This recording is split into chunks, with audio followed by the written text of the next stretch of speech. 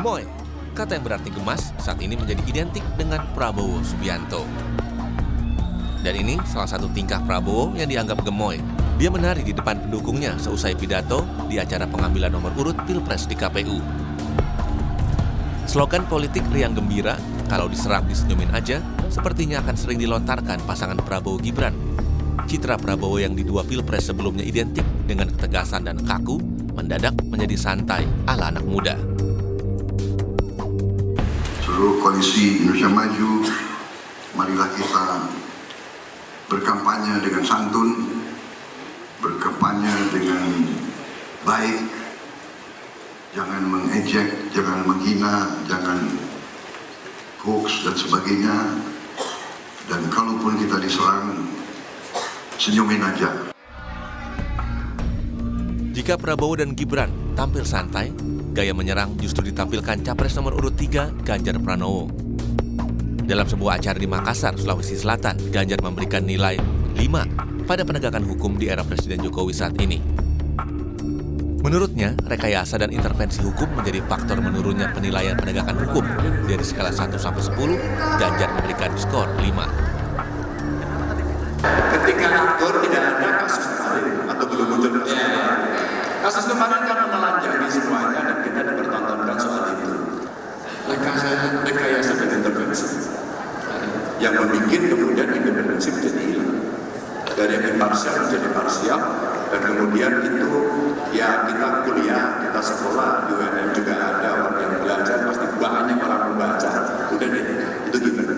Semua yang dengan kasus ini jeblok.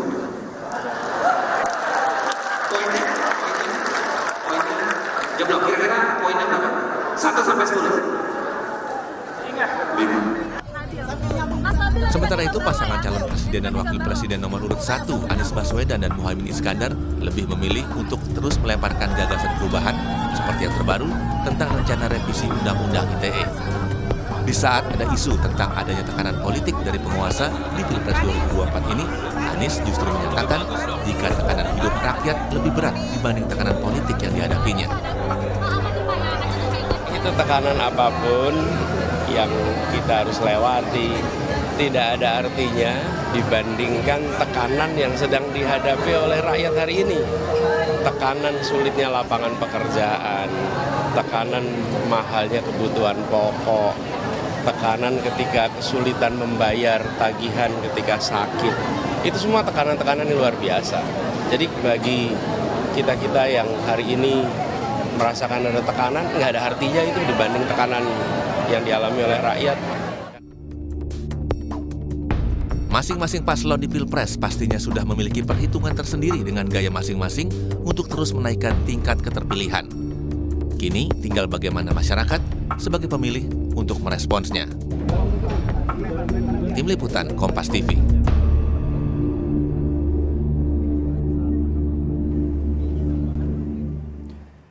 Jelang masa kampanye Pilpres 2024, 3 pasangan calon muncul dengan gaya komunikasi yang berbeda.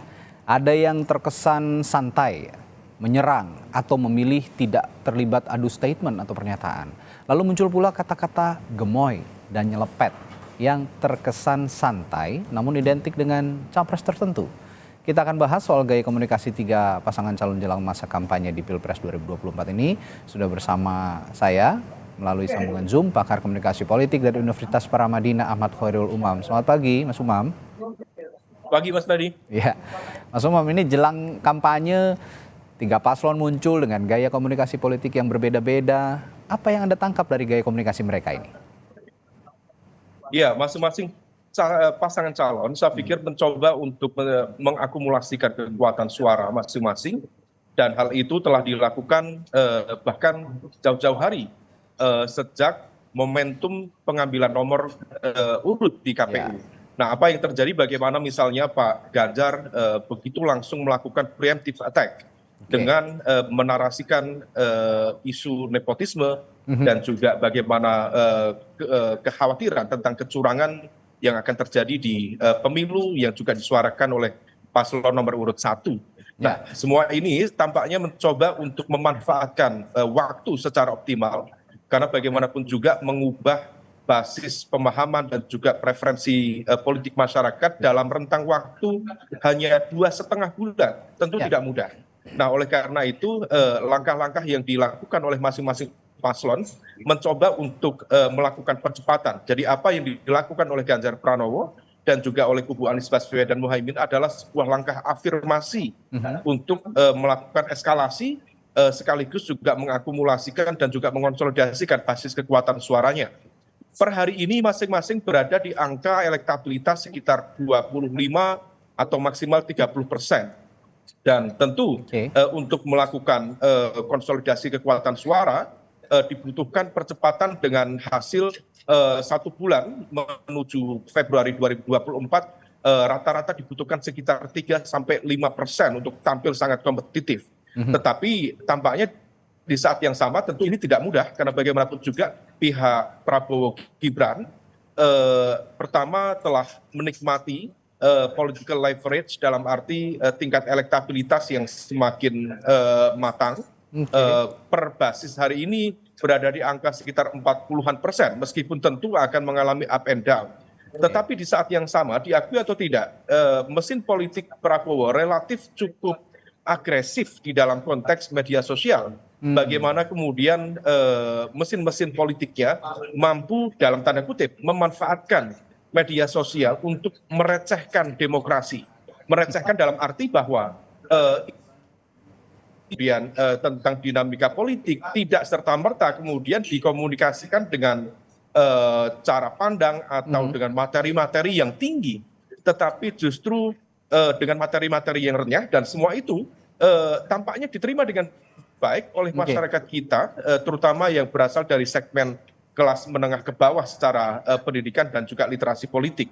Nah, oleh karena itu strategi ini tampaknya menjadi andalan dari pihak Prabowo Gibran, dan kalau misal tidak diantisipasi oleh Mas Ganjar dan Pak Mahfud atau Anies Baswedan dan Muhaimin Iskandar, maka besar kemungkinan tidak akan terjadi pergerakan signifikan dari basis elektabilitas yang ada per hari ini sampai nanti menjelang pemilu 2024 mendatang.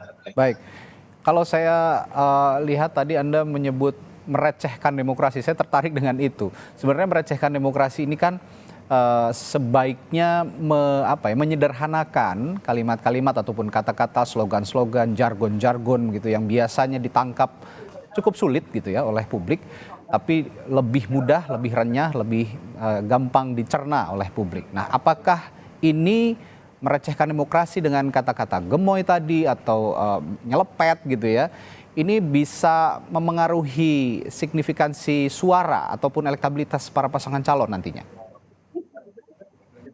Iya, dalam konteks Pak Prabowo misalnya, praktik untuk merecehkan demokrasi itu ternyata cukup efektif.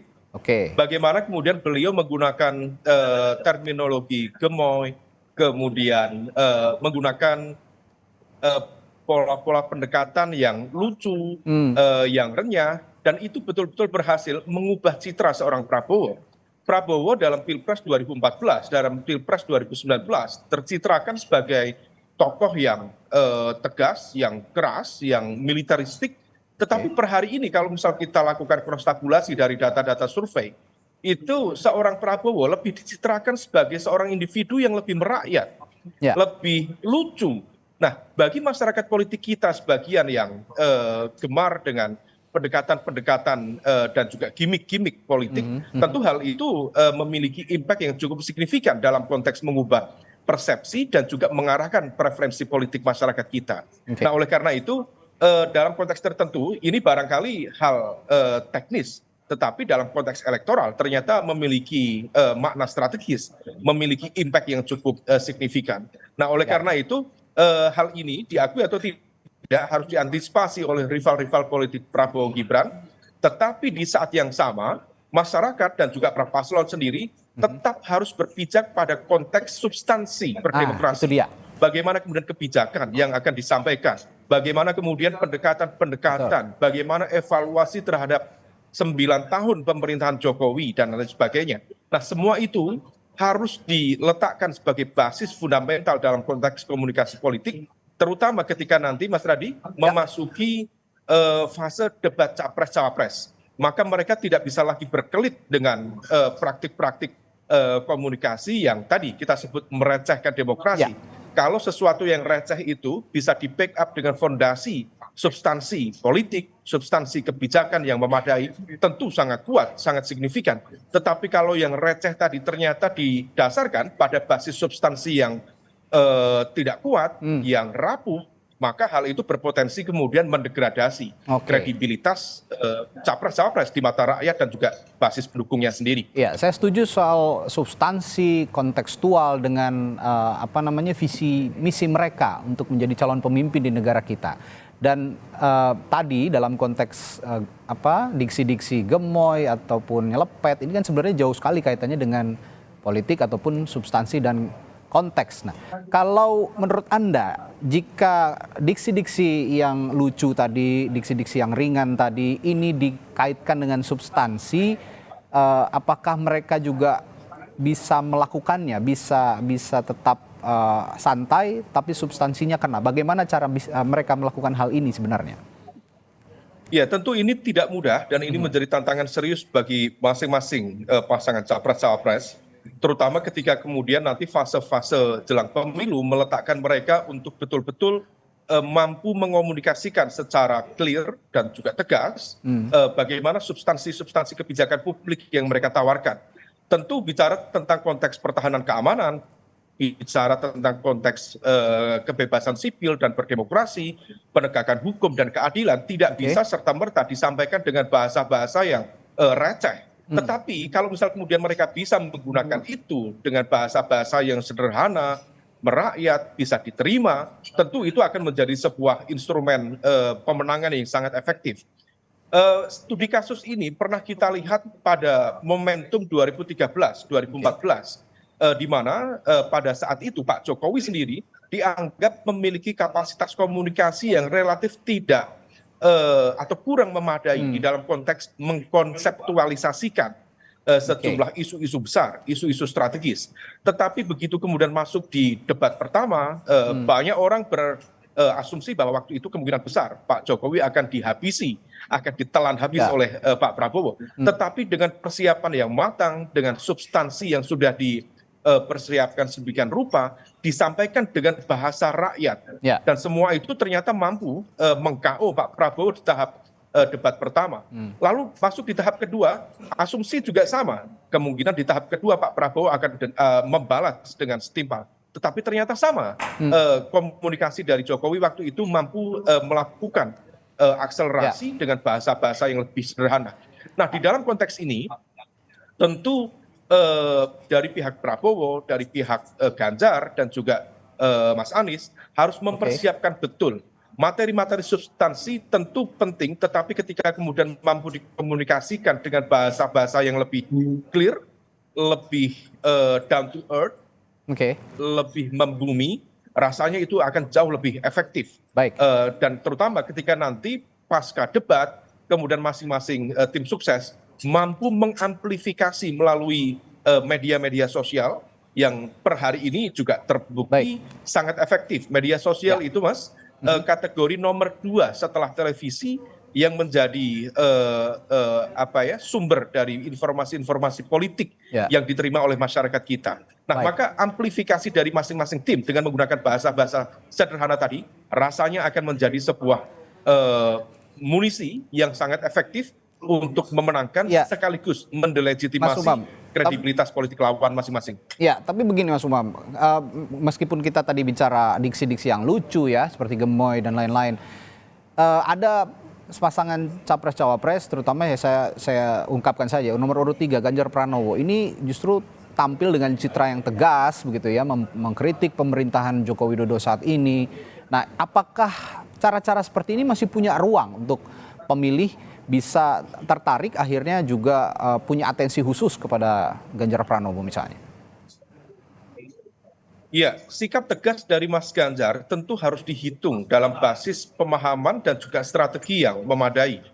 Karena bagaimanapun juga narasi tegas, kritis per hari ini tentu memiliki ruang yang bisa diterima Tetapi segmen yang menerima lebih banyak berasal dari kelompok masyarakat menengah terdidik atau dari kalangan masyarakat sipil. Meskipun dalam konteks ini tentu akan ada pertanyaan balik kepada Mas Ganjar, termasuk PDIP.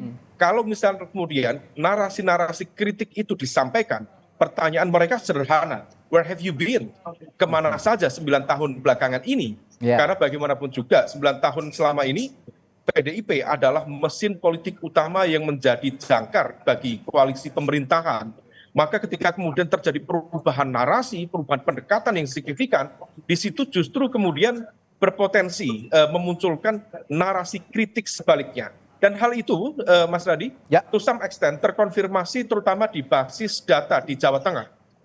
Ketika kemudian Mas Ganjar melakukan serangan yang cukup signifikan terhadap pemerintahan Jokowi, justru ada pengurangan dari sisi elektabilitas, terutama di segmen masyarakat Jawa Tengah yang kita tahu adalah kandang banteng, tetapi di saat yang sama juga merupakan basis dari pendukung Pak Jokowi itu sendiri. Nah, titik pembeda sekaligus menjadi titik pisah antara Mas Ganjar dengan Pak Jokowi, to some extent tentu akan meningkatkan elektabilitas pada sisi kelompok masyarakat menengah terdidik, tetapi di saat yang sama hal itu justru diterima kurang begitu produktif oleh masyarakat dengan literasi menengah ke bawah, terutama di segmen di Jawa Tengah yang menjadi kandang PDIP. Ya, baik. Oke, berarti nanti kita tunggu saja. Meskipun Mas Ganjar tadi punya citra yang serius, yang kritis begitu ya, mungkin bisa dipertimbangkan juga di saat tengah-tengah kritis dan serius itu ada ice breaking gitu ya, sehingga bisa ngeblend juga dengan pasangan-pasangan calon yang lain yang punya diksi-diksi yang lucu, lebih ringan begitu. Ini juga akan seru tampaknya pertarungan di media sosial maupun juga di tataran komunikasi politik. Baik, terima kasih pakar komunikasi politik dari Universitas Paramadina, Ahmad Khairul Umam, telah berbagi perspektifnya di Sapa Indonesia Pagi. Dan nanti setelah ini, saudara, usai jeda, giliran ketiga perwakilan tim ses Capres-Cawapres yang akan berbincang tentang gaya komunikasi politik ketiga pasangan calon yang akan berkontestasi di Pilpres 2024. Tetaplah di Sapa Indonesia Pagi.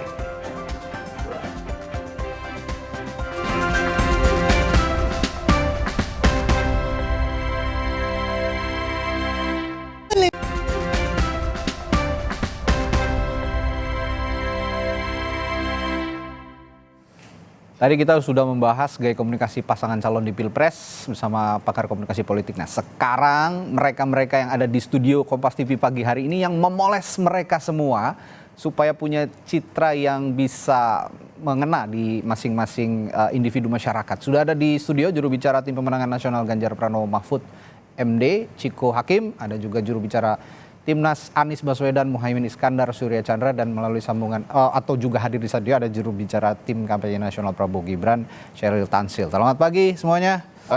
Semangat kita bahas yang ringan-ringan dulu aja. Ringan aja ya. Ya, ini saya ke Mbak Sheryl dulu nih. Ini apa diksi gemoy ini awalnya dari mana sih sebenarnya? Yang jelas gini, nggak mungkin ada seorang calon presiden yang timnya nyiapin dia untuk gemoy, apalagi backgroundnya militer ya. Nah ini kalau misalnya Radit rutin mengikuti sosial media, itu ada momen di mana Pak Prabowo mengatakan gemoy, apa itu? Kan yang teriak. Sebenarnya dianya sendiri belum ngeh gitu ya. Organik dari pendukung yang rasa lucu aja gayanya dia. Kan gemoy itu menggemaskan, lucu ya kalau saya Google artinya apa. Jadi memang organik. Dan di setiap kesempatan kita ketemu dengan pendukung selalu ada yang terlontar seperti itu. Bahkan organik tuh kemarin tiba-tiba rame tuh yang joget-joget pada ngikutin kan. Akhirnya saya juga bikin di TikTok gitu loh. Dan stiker WhatsApp juga banyak loh itu. Akhirnya juga banyak yang bukan dari tim sukses yang buat diksi gemoy itu ya. Malah Pak Prabowo juga nanya dia oleh, apa itu gemoy? Jadi memang muncul dari bawah juga ya. Jadi dari pendukung-pendukung, simpatisan yang mencitrakan Pak Prabowo itu gemoy. Tapi gini, di balik kata gemoy itu juga ada citra Pak Prabowo yang sebenarnya dari militer gitu ya, yang dikenal tegas begitu. Nah, kebetulan ada diksi gemoy yang sekarang dipakai dan cukup mengena begitu bagi semua simpatisannya Pak Prabowo. Kalau Anda lihat, apakah sisi militernya Pak Prabowo dengan tegasnya Pak Prabowo dan gemoynya ini ini bisa memoles citranya pasangan Pak Prabowo dan juga Gibran nantinya ke depan? Sebenarnya kalau bahasa memoles mungkin kurang tepat ya. Jadi karena apa gini, bahasanya, Kak? Pak Prabowo ini kan sudah beberapa kali ikut dalam kontestasi pemilu. Dan usianya juga sudah bertambah jauh dari sejak pertama kali ikut ya ketika berpasangan dengan Ibu Megawati. Ya. Tentunya sudah semakin matang dan saya lihatnya sih, saya dulu kan orang yang berseberangan dengan Pak Prabowo. Dulu bareng sama Mas Ciko, kita jokower banget. Sekarang saya melihat itu sosok Prabowo sudah lebih rileks. Jauh lebih santai, dia merasa ya ini hal yang dia udah lakukan beberapa kali, dia udah gak ada beban, lebih rileks, sudah berani tampil lebih apa adanya. Dan ya kalau dibilang kita harus memoles dia, kayaknya malah saya yang harus belajar ya. Pak Prabowo kan udah lebih, kayaknya communication skill-nya udah jauh lah di atas kita yang baru-baru join politik gitu. Jadi nggak kita poles sih. Paling memang kalau misalnya visi misi kan memang dia membentuk dengan tim pakarnya ya.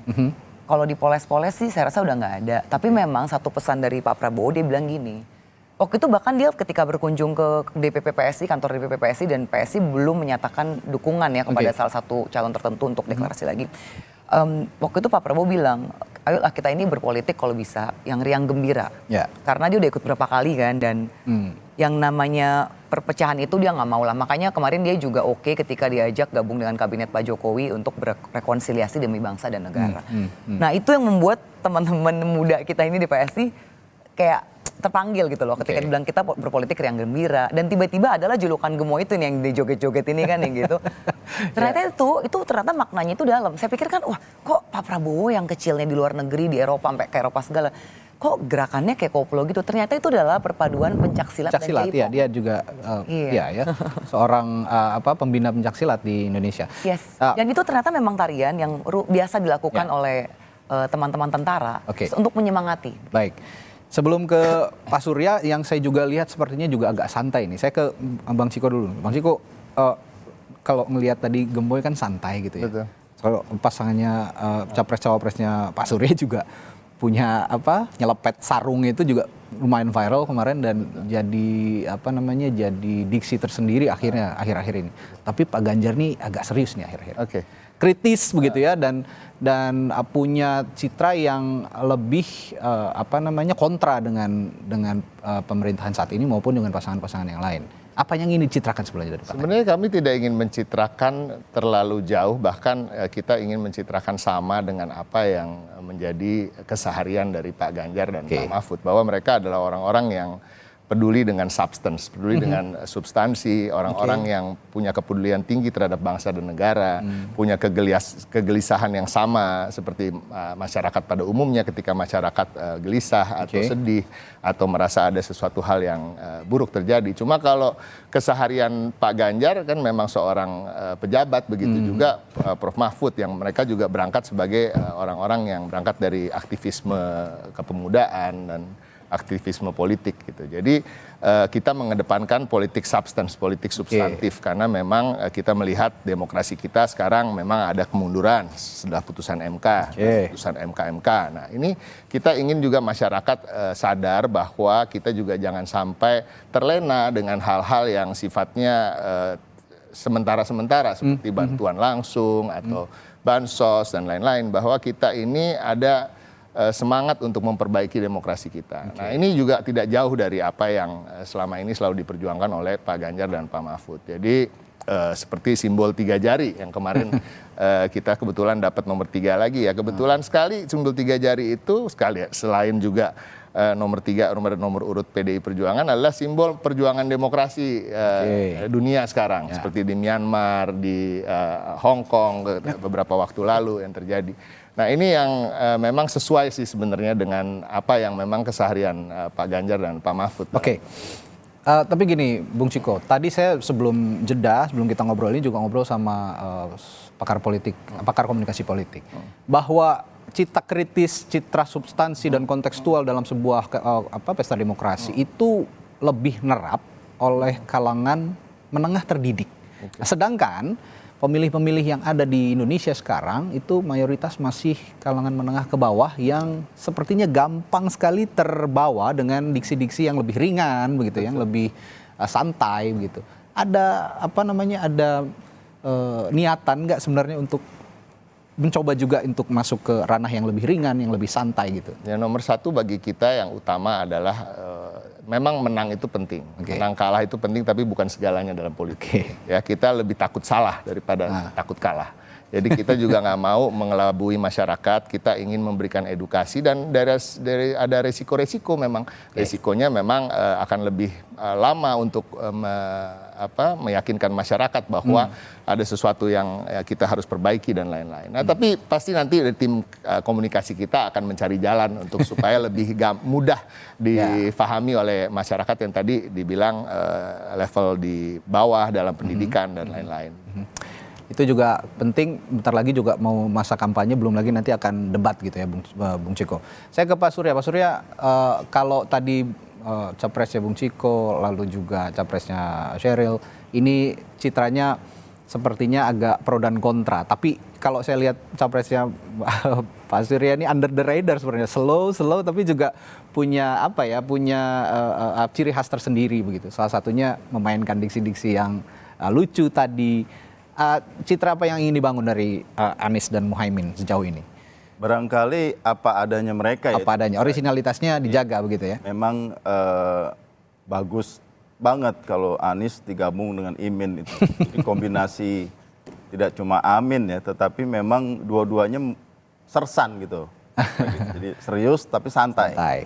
Karena nggak cukup sebenarnya ngurus negara itu dengan santai doang. Gitu. Artinya masalah kita harus dihadapi dengan serius, tetapi dengan kepala dingin. Jadi kombinasi Anies Imin ini memang ya istimewa saya kira, dalam artian mereka menggabungkan dua itu. Pada dua orang ini bekerja sama. Jadi kita pertama bisa berharap peran Wapres yang akan lebih besar gitu, dalam pemerintahan nanti. Kedua, saya kira ada situasi-situasi yang membutuhkan ketegasan. Tapi pada saat yang lain kita butuh yang lebih rileks merespon situasi yang genting misalnya, itu bisa diharapkan dari dua pasangan ini. Nah, harapannya ke depan memang kombinasi kali ya. Kami tidak ingin seperti Pak Prabowo yang memainkan diksi itu, mungkin belajar dari Bongbong kali ya di Filipina. Bongbong Junior yang mencoba membangun mitos atau ilusi seperti yang baru begitu, khususnya ke pemilih pemula. Kami juga pengen belajar dari Pak Ganjar bagaimana keseriusan, kepedulian itu betul-betul sungguh terwujud di dalam kerja-kerja pemerintahan. Jadi saya kira kekuatannya barangkali di situ, Mas Radit. Jadi bisa masuk ke isu yang rileks, tapi juga bisa serius begitu. Dan ini yang saya kira kita butuhkan ya ke depan. Nah ngomong-ngomong sersan tadi juga sebenarnya kalau kita ngomong diksi-diksi yang lucu, yang ringan, ini juga tetap masyarakat mengharapkan substansi dan konteks kita memilih seorang pemimpin gitu ya. Kita sepakati dulu pernyataan itu, karena memang tidak mau beli kucing dalam karung lah, pasti kita ingin mencari pemimpin yang benar-benar bisa mengurus negara. Saya ke Pak Surya dulu, tadi ngomong-ngomong sersan, kombinasi itu sejauh ini apakah sudah bisa merepresentasikan visi dan misi Anies Muhaimin sejauh ini dan menggalang dukungan dari masyarakat?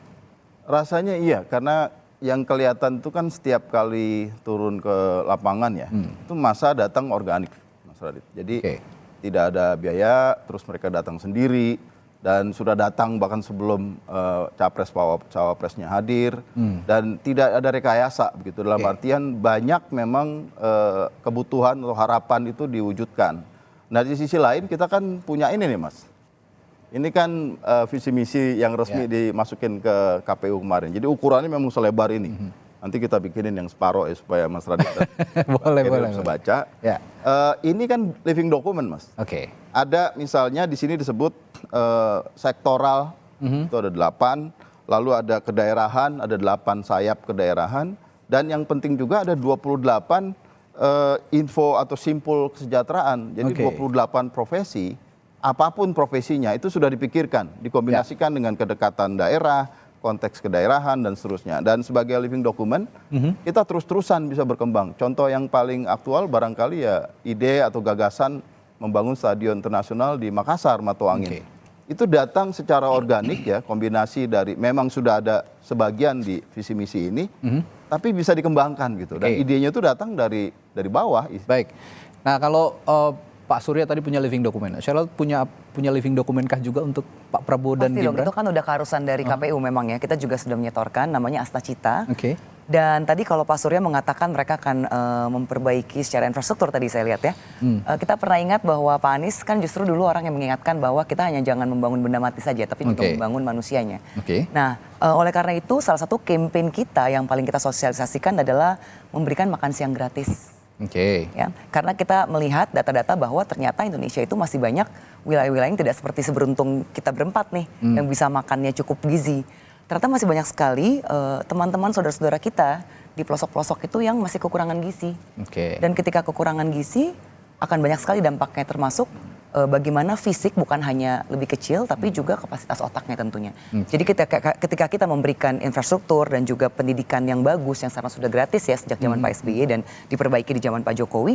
Tapi kalau kapasitas fisiknya tidak bisa menerima dengan maksimal karena kurangnya gizi secara bergenerasi-generasi, itu tidak akan maksimal juga outputnya. Mereka mengolah input yang masuk dari segi pendidikan. Jadi itu hal esensial yang dipikirkan oleh visi misi Pak Prabowo Gibran ya. Memberikan gizi dulu deh, kecukupan gizi dulu.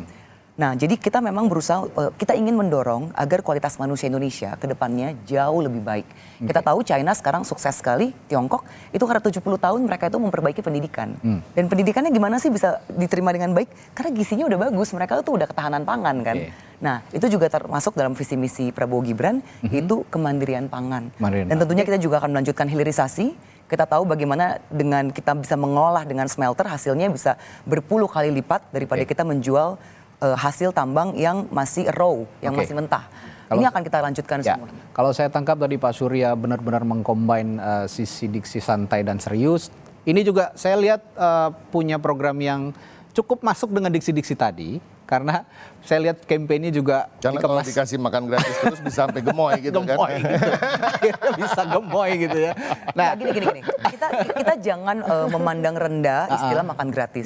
Di tahun 1906 itu Inggris sudah melakukan welfare state dan mereka pengejawantahannya realisasi dalam makan gratis. Amerika juga melakukan itu, Brasil melakukan itu, India melakukan itu. Jadi kita tidak bisa memandang enteng atau lalu menghina karena istilahnya ya makan gratis ntar gendut aja dong. Ini kan tentunya kita pikirkan gizinya ya. Dan kalau kata santuy, saya setuju dengan tadi Anies kan Pak Anies dan Cak Imin juga ada bahasa-bahasa sersan ya. Nah kita ada santuy. Santuy itu bukan santai saja tapi santun. Santun ini penting karena ini adalah sebenarnya akar nilai budaya yang menurut saya sangat-sangat fundamental. Kita harus terapkan dalam pesta demokrasi. Tetap santun. Bung Ciko kalau melihat tadi Sheryl dan juga Pak Surya. Kalau Pak Ganjar Mahfud ini punya fokus pada hukum sepertinya, supremasi penegakan supremasi hukum yang akan berdampak juga pada kehidupan strata sosial semua lapisan masyarakat. Apakah isu ini juga bisa lebih santuikan lagi? Menurut Anda? Kalau kata Sheryl tadi lebih santuy lagi. Jadi bergabung sama kita mungkin gini, banyak masalah-masalah di bangsa kita yang memang harus diseriusi ya. Ketika kita menyampaikannya juga dalam bentuk yang serius. Tapi saya juga ingin menyampaikan, sometimes, maaf nih dengan bahasa Inggris, in order to be able to think, you have to risk being offensive.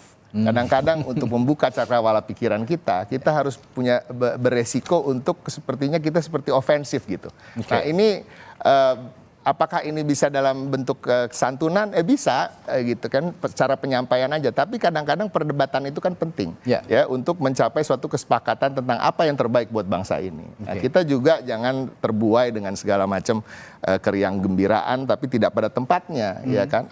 Justru nanti akan ada kecurigaan, jangan-jangan dibuai dengan itu. Udah tenang aja, nanti negara kami yang urus, kalian gak usah ikut campur, kami bagikan makan gratis, kami bagikan BLT, beras gratis dan lain-lain. Nah ini yang kita takuti karena nanti kekuasaan akan terbiasa dengan tidak ada kontrol dan tidak ada kritik dari masyarakat. Nah ini juga jangan sampai terjadi dan kami justru dengan kami melakukan hal-hal yang sikapnya kritis terhadap keadaan sekarang, itu kami berharap ke depan bila kami menjadi pemimpin di negeri ini, kami juga siap untuk menerima segala kritik dan masukan dari masyarakat. Dan jangan sampai juga ini menjadi terbiasa kalau kita dibiasakan dengan riang gembira, santuy dan lain-lain. Kedepannya jangan-jangan pemimpin ini juga berharap masyarakat udah santuy-santuy aja lah kita yang urus negara ini. Kalian gak usah ikut campur. Nah ini yang kita takuti. Nah kembali lagi soal titik berat pada hukum tadi. Nah kita juga punya jagoan hukum kita Pak Mahfud MD yang akan tentunya meneruskan apa yang telah beliau selama ini perjuangkan dalam karir dia di bidang hukum. Nah, kita tahu juga rekam jejaknya juga sangat mumpuni. Kita juga banyak menitik beratkan tentunya justru untuk menuju Indonesia Emas 2045. Nah, kita ingin generasi Z dan generasi milenial sekarang tidak menjadi beban, tapi menjadi betul-betul sebagai bonus demografi yang akan menjadi aset, bukan liabilitas. Ketika kita untuk mengejar 2045. Caranya gimana? Caranya dengan pendidikan berpikir kritis, berpikir substantif dan tidak terlalu santai dalam kehidupan, ya kan? Karena ini yang kita harus kejar. Jangan sampai 2045 ini kita nggak jadi emas, perunggu pun enggak gitu, bahkan diskualifikasi gitu kan? Itu yang kita takutkan. Ya, itu tadi gaya-gaya dari masing-masing capres-cawapres yang tentunya tetap harus kita apresiasi juga karena punya ciri khas masing-masing, punya simpatisannya masing-masing. Tapi setelah ini kita akan bicara data bagaimana media sosial dapat mengolah isu-isu ini sekaligus dengan diksi-diksi yang menempel pada masing-masing calon. Apakah ini juga bisa menaikkan elektabilitas? Kita bahas setelah jeda di Sapa Indonesia Pagi. Tetaplah bersama kami.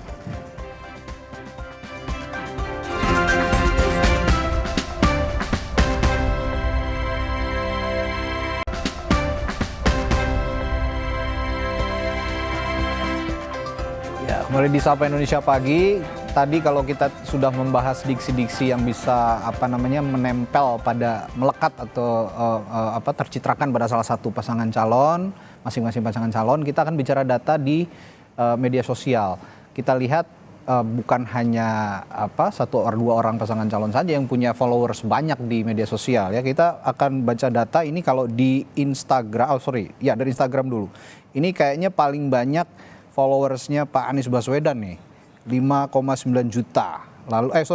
Pak Ganjar Pranowo dengan 6 juta followers di Instagram. Lalu disusul Pak Anies Baswedan dan juga Pak Prabowo Subianto 5,9 dan 5,5. Nah, begitu besarnya arus informasi dan juga pencitraan yang dilakukan di media sosial ini juga punya pengaruh tentunya buat masing-masing pasangan calon.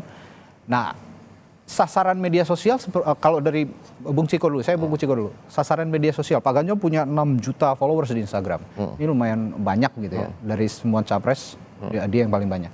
Sasarannya mau ke kalangan yang mana kalau di media sosial? Media sosial kan umumnya banyak digandrungi oleh kaum muda dan kaum perempuan. Ya, kalau kita melihat presentasi dari follower-follower itu begitu. Jadi sebenarnya itu juga menjadi sasaran kampanye kita, tapi juga tidak menjadi yang utama tentunya. Yang utama tentu lebih ke turun ke bawah.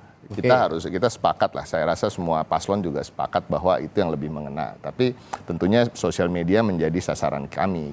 Tapi kembali lagi dengan konten-konten seperti apa, ya sesuaikan aja dengan paslon kami, orang-orang yang serius, tapi juga orang-orang yang normal dalam kehidupan kesehariannya. Seperti Pak Ganjar punya keluarga yang sangat normal gitu kan, punya seorang istri, punya seorang anak, dan kemarin juga baru ada postingan Bu Atikoh baru menyelesaikan maraton, full maraton ya dalam waktu 5 jam lah gitu. Hal-hal seperti itu yang memang menjadi keseharian, bahkan itu bukan tiba-tiba karena lagi kampanye lalu Bu Atikoh lari maraton. Enggak, Bu Atikoh memang udah sering lari maraton. Memang Pak Ganjar juga seorang yang fit dan menjaga kebugaran tubuhnya gitu dan berolahraga bersama keluarga. Nah, ini hal-hal ini yang kita ingin sampaikan sebenarnya bukan hal yang cuma untuk kampanye aja, jadi betul-betul apa yang menjadi keseharian mereka.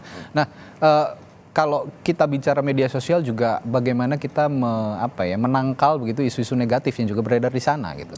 Belakangan bahkan videonya Pak Ganjar yang ngomong memberikan nilai 5, rapor merah 5 pada Presiden Joko Widodo dalam penegakan hukum ini juga jadi viral kemana-mana dan diolah terus begitu sepertinya oleh lawan politik. Kan memang apa yang bisa kan yang muncul hanya soundbite. Jadi klip-klip dari beberapa detik pembicaraan itu sendiri, padahal saya ingin mengulangi apa yang saya sudah pernah sampaikan di beberapa acara televisi bahwa yang disampaikan oleh Pak Ganjar adalah nilainya menjadi jeblok setelah putusan MK tersebut. Padahal sebelumnya dianggap tegas. Nah, ini kata-kata yang saya sampaikan itu adalah kutipan dari apa yang dikatakan oleh Pak Ganjar. Jadi kira-kira terjemahannya gini, sebelum terjadinya putusan MK mungkin rata-ratanya 8. Nah, ketika ada putusan MK menjadi ada nilai 2 di situ, jadi 8 tambah 2 dibagi 2 jadi 5 gitu nilainya jebloknya. Jadi tidak berbicara tentang sepanjang pemerintahan Pak Jokowi, apalagi di situ juga ada kader PDI Perjuangan, ya kan, ada juga calon wakil presiden kami, dan kami mengakui